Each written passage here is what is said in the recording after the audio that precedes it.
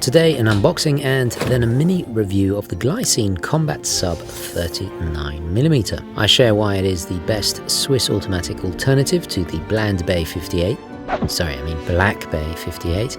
But beyond the obvious specs, positives and negatives, which I'll cover of course, as a former owner of this once legendary Swiss brand that ruled the roost under $1,000, I try to answer 4 simple questions. What the hell happened to Glycine?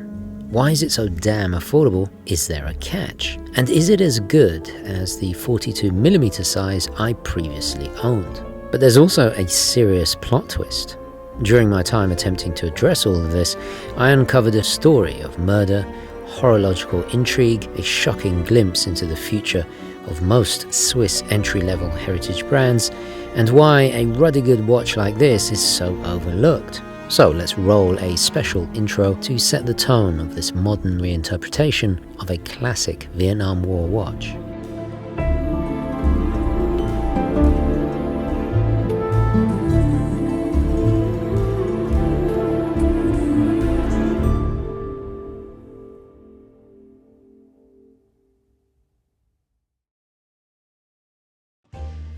Okay, hi guys, and welcome to the show. I'll start off with a wristwatch check. I'm not wearing my own watch. This is from Moyer Fine Jewelers. I've borrowed it from their used section. It's a Tudor Black Bay blue. I've borrowed it to compare to today's watch. It's funny having this on the wrist. I tried to love the Black Bay. As you guys know, I owned the very first, when they first came back to the market. Was it 2016? Must be a decade ago. Guys, let me know when this was.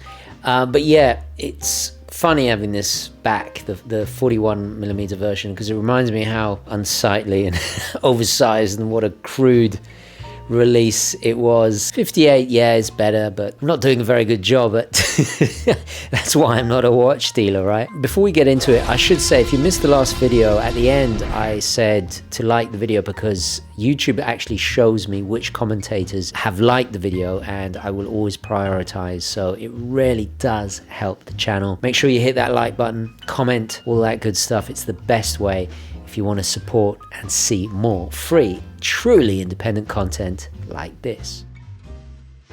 Some of you OGs, original Gentry members out there, may remember in the early days of the channel when I purchased the two-tone version, nicknamed the GoldenEye no less. And no, not that GoldenEye. This occurred after I was loaned the standard orange and black 42mm variant from an authorized dealer to review. I came recently to find out that they no longer carry this brand. In fact, hardly anyone does. Glycine, aside from selling off so many of their assets, including their iconic factory at some point, stripping its operation to a skeleton of its former self, consisting, as far as I know of, only one online store that ships worldwide and a single physical address, their main office in the historic and picturesque heartland of Swiss watchmaking, that also cost-effectively doubles as a museum you can actually visit in Biel, Switzerland. So Glycine's history is not without its ups and downs, in fact probably more downs than ups. It's very sad and tragic that its founder, Eugene Meylan, who was a very promising and talented watchmaker, was murdered shortly after the release of their most iconic watch in the mid-50s, the Airman. And it's a real shame because I think had he have lived, he would have been as highly regarded as Hans Wilsdorf. Sure, Hans Wilsdorf was more of a marketing genius. Meylan was a pioneering watchmaker. In fact, some people claim that he beat John Harwood to the punch by creating the earliest automatic wristwatches. An incredible story, but not without a fair amount of tragedy that certainly, persisted to this day. During the fallout of the 2016 Invicta purchase of the brand, many overly keen keyboard tough guys erroneously attacked Glycine, highlighting some of their more garish designs as a byproduct of the infamous Invicta bad influence. When in reality, as anyone who has designed or produced a watch can tell you, it takes anything from about 9 months to several years to design, test, mass produce and launch a new watch. So the armchair watchmaker warriors were in fact wrong, and if anything, Glycine were doing the exact opposite, streamlining their collection, focusing on a more well-established classic design language with mostly modest sizes as a response to current industry trends. I mean, just look at the color options of the Combat Sub 39. It's no accident whatsoever. But what really torpedoed their ambitions was an oversaturated watch market, combined with the simultaneous COVID pandemic, increasing competition from better value microbrands, and most of all, a lengthy court battle with a powerful giant fashion brand over their logo, all during a rapidly changing new era of social media shillmasters and the death of a completely compromised so-called watch journalism. I've been emailing them probably for about a year now, and after 3 attempts, I'm just going to give up, So anyway, I saw this offer on this, whether that's the actual Invicta influence, it's like 3 monthly payments of $9.99. Maybe that's the Invicta influence, I don't know. Or maybe they're just trying to get rid of dead stock. But knife check. I'll do the Invicta sales voice. Beautiful gift from a friend. Etched Dijon, I think it is. Carbon fiber handle. Modern. Very cool. Anyway, let's get on with it. Let's make the first incision. What does it say? Welcome to the Glycine family. That's a nice touch. Let's take that out. That was the total. The Netherlands, which is a bit strange, but I think they've consolidated all of their online retail to this. I think I may have opened it upside down, but there we go. Cool. Okay. All right, drum roll, please. Da, da, da, da, da, da. Oh, there it is. Very substantial weight to it, obviously on the full bracelet. Wow, okay. So I got the monochrome because of the Black Bay hype of last year. It's 39 thereabouts, okay. Wow. 300 meters water resistant, automatic, and 11. I'm glad they stuck with that, because that was something that always impressed me with several variants of the 42 that I owned. Such a thin diver for 300 meters. This is very impressive. Wow, that's a bit stiff, but really solid feeling. That is a solid, what is that? Is that 120 click? Drilled lug holes, very short looking lug to lug, so it's going to wear incredibly well. Yeah, 46 or thereabouts. That's a great compact size for like a medium-sized diver. Not a Mercedes hands, but just a lollipop, which makes sense. And then you've got the paddle style seconds, which harkens back, I think. Very impressive quality. Clasp is obviously an afterthought. Not, but then again, you can just put this on a great rubber strap like the Riscani Watch Club Waffle. And for $500, yeah, it's just a standard. There's a couple of micro adjustments. What's on the back? Oh, nice. Oh, wow. Is that a Stingray or what is that? That's cool. Engraved nicely and still keeping the height to that 11 point something. Very impressive. No display back, because obviously that would be a bit too chuchotto. Date at the 6, which is always nice symmetry there. Super luminova, so yeah. Flat sapphire. There's a slight bit of sunburst effect on that black. I'm not a fan of this contrasting polished finish to the bracelet. So far so good. Let's give it a few days or 24 hours and see what the accuracy is like. Reading you loud and clear. Same here. Have a nice trip and drive carefully. Germany 5 tanks monitor. How do you read? 5 tanks, reading you loud and clear. This is Donnie. The Glycine Combat Sub was first released in 1967, following the success of the Air Max, as it soared in popularity among pilots serving in Vietnam. But what really cemented its legendary status was it being famously worn as a backup to the less robust Omega Speedmaster on a space mission in 1965 on the wrist of Pete Conrad for the Gemini 5 spaceflight. Glycine wanted to follow up with a highly legible field watch, but unlike all the other rivals currently on the market, cleverly utilizing a diver-style case by the famous compressor case maker EPSA for extra water resistance to deal with the extreme humidity of jungle warfare.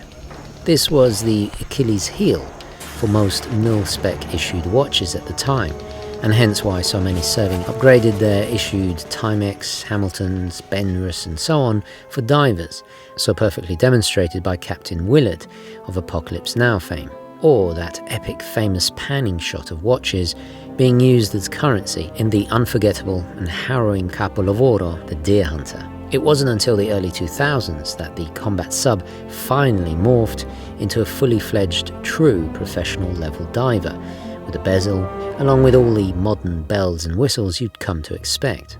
Both the 42mm version and, even more so I think with this 39mm version, really does still evoke all those field watch roots. I mean, just look at the bezel insert, for example. It's proportionally smaller compared to most divers, and those quintessential 24-hour markings, so typical of militarized dials.